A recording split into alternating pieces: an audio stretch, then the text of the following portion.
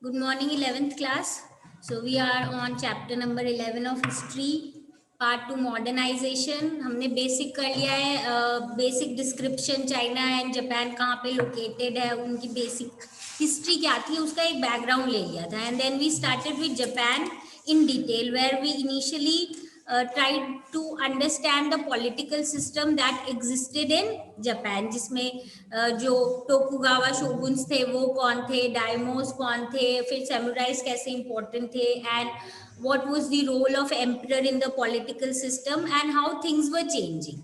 Okay, then in our previous class we started with Meiji restoration, where we saw that there was few changes because of which other greater big changes were witnessed in Japan. So basically हमने देखा था कि US was somewhere wanting to have trade relation and diplomatic relation with Japan, and because of which they sent Matthew Perry to Japan and somewhere asking them to sign the treaty and having an open economy so that they can have trade with Japan, and along with trade they can have a place to refuel their ships. So somewhere this was a kind of not so somewhere it was a kind of threatening, you can say, condition, because of which the people of Japan had to sign the treaty and they had to open an economy for the European countries. But somewhere here we need to understand few more important things, that Japan realized that if they don't develop themselves, then slowly and gradually they will have the same fate as India and China. So they wanted to bring lot of changes in their system, and they did it in very efficient manner, where they tried to bring modernization in their country, but along with that they also wanted to keep their culture intact, and somewhere they wanted the people not to forget about their own origin and the importance of their own culture. Okay, so somewhere we'll see there is a kind of mixed development that is going on, and they are doing it in very nice manner, and the results will be clearly showing us this. So now let us, because now we have a brief idea about the kind of development they were taking place. In our previous class we have also studied about the new schooling system that they were basically focusing on, so that they can also inculcate few of the Western ideas among their own kids, so that finally later on it will be beneficial for them. Okay, so now let us move on to this box that is given in your book on page number 237. So here we are talking something about their script. Now Japanese had basically borrowed their written script from Chinese in the 6th century. However, since their language is very different from Chinese, they developed two phonetic alphabets. Okay, hiragana and katakana. ठीक है, now two of these, and somewhere इसमें इनमें थोड़ा सा difference था.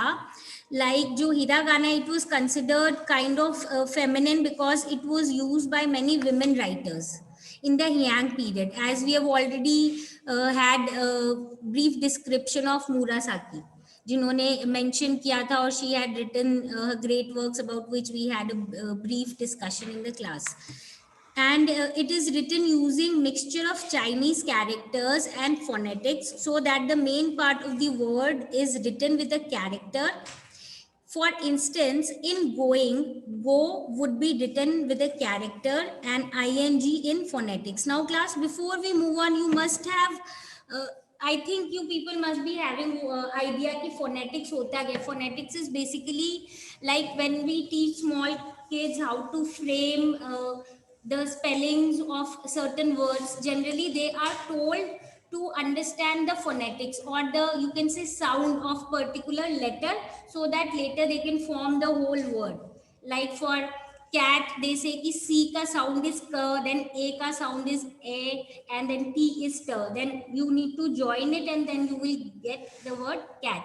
So as when they tell them to understand phonetics, they can frame the spelling of any of the word, और या फिर कोई भी spell कोई letters का combination दिया हुआ है, they can frame it into a word.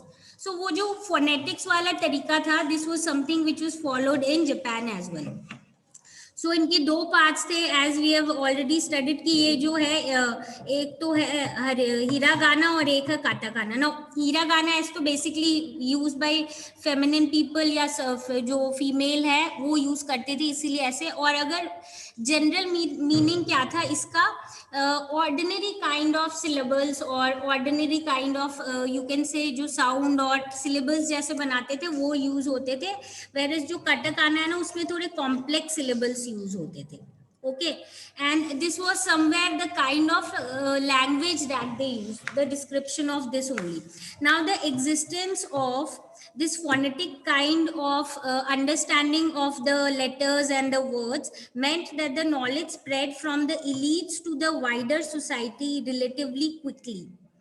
In the 1880s, it was suggested that Japanese develop a completely phonetic script or adopt a European language, but neither was done. Basically, जो उनका चल रहा था, जिस type की technique थी, जिसमें उन्होंने certain ways में divide कर रखा था, whereas as we have seen कि some part were written as characters and some were basically as phonetics, and इनका जो combination है वो use करते थे. This was which they followed.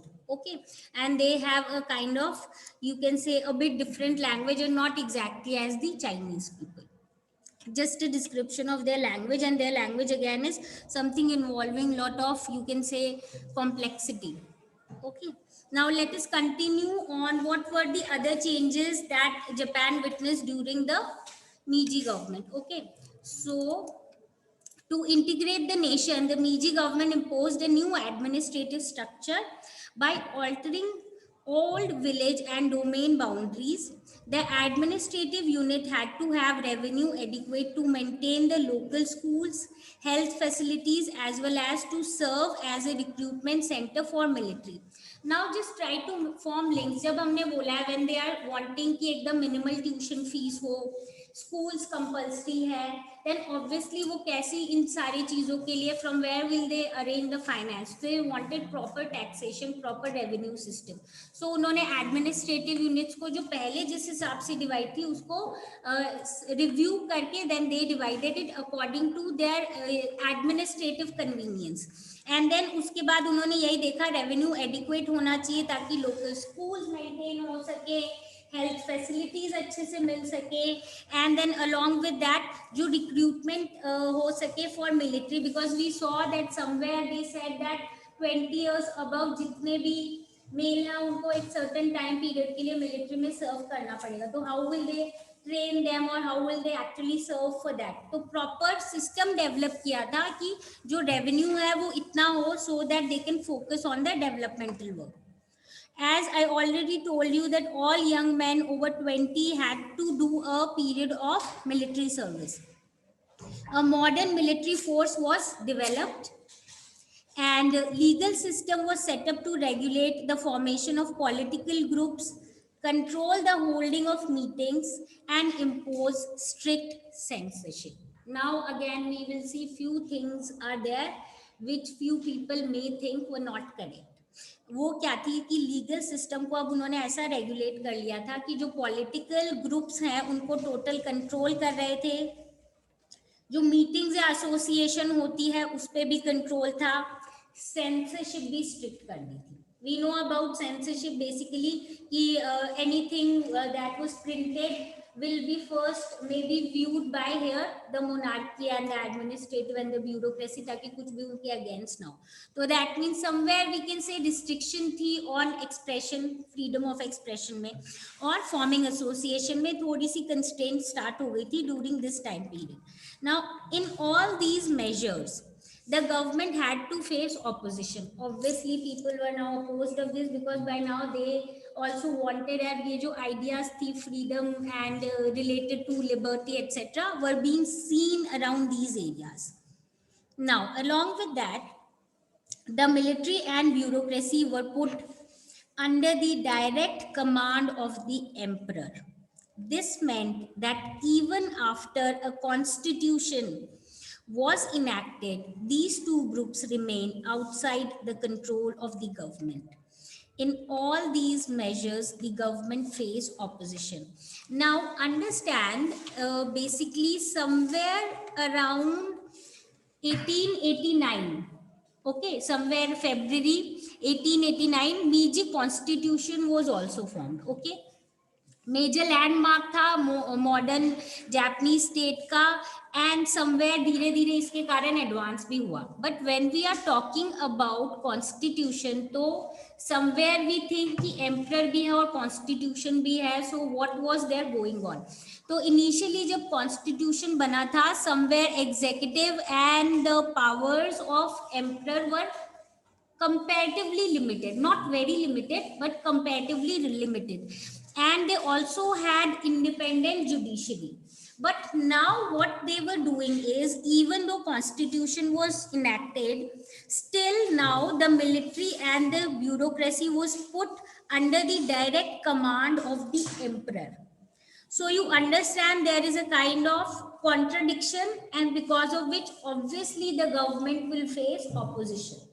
Okay, so I will repeat, though they had the constitution during this Meiji time, around 1889 में Meiji constitution बना था, which also helped it in the development, but somewhere उसमें powers were actually redistributed. And if we talk in terms of the kind of power that was enjoyed by the emperor, so the Meiji government was facing opposition because of the measures that they were taking step by step, basically, as the military and the bureaucracy were put direct under the direct command of the emperor. And somewhere, though, even though the constitution was there, but emperor was now getting more power, because of which somewhere the government was facing opposition continuously. Okay, so now what happened after that? The tension between these different ideals represented by a democratic constitution and a modern army was to have far reaching consequences. That means we can clearly see that there was a kind of idealistic differences, where somewhere they were saying कि a constitution है somewhere based on the, you can say, constitution and ideology of democracy, but they were also maintaining a modern army, and we need to understand the emperor was having more control over the military and the bureaucracy. So this was obviously something contradictory, and we'll see later on it has far reaching consequences. At, you can say, on one hand, the army was saying that they need to now move on to vigorous foreign policy, basically, to acquire more territory. They wanted that now Japan should expand and should have control over more area, and because of which this led to war with China and Russia. Okay, and when Japan had the war with China and Russia, and both of them, in both of them, Japan was able to win. And then along with this, on one hand, they were trying to somewhere have imperialist, you can say, expansion. On the other side, there was popular demand for greater democracy. Okay, and it was most of the times opposing government's aggressive policies. So somewhere there was demand of democracy, on the other side they were fulfilling their imperial desires. Okay, and Japan developed economically, slowly and gradually acquired a big colonial empire, which was actually suppressing the ideology of democracy. यानी जब आप obviously expand कर रहे हो और किसी control और किसी कंट्री पे कंट्रोल कर रहे हो, तो ऑब्वियसली आप डेमोक्रेसी के अगेंस्ट हो somewhere, because you are not doing equality and these kind of things. And along with this, somewhere this was something which was not only the demand of democracy, was not only the demand for the people from outside, but also from the people inside the country. So now because of this, what will happen, that is what we will be doing in our next class. In our next class we will be doing about modernizing the economy, what was the condition of the industrial workers in Japan after they modernized in terms of industries and all, and then later we'll study about other aspects of Japan. Okay, so with this we wind up today's class. If you have any doubt relating to the class, come back with your problems and the problems will be solved. Now meet you all in the next class.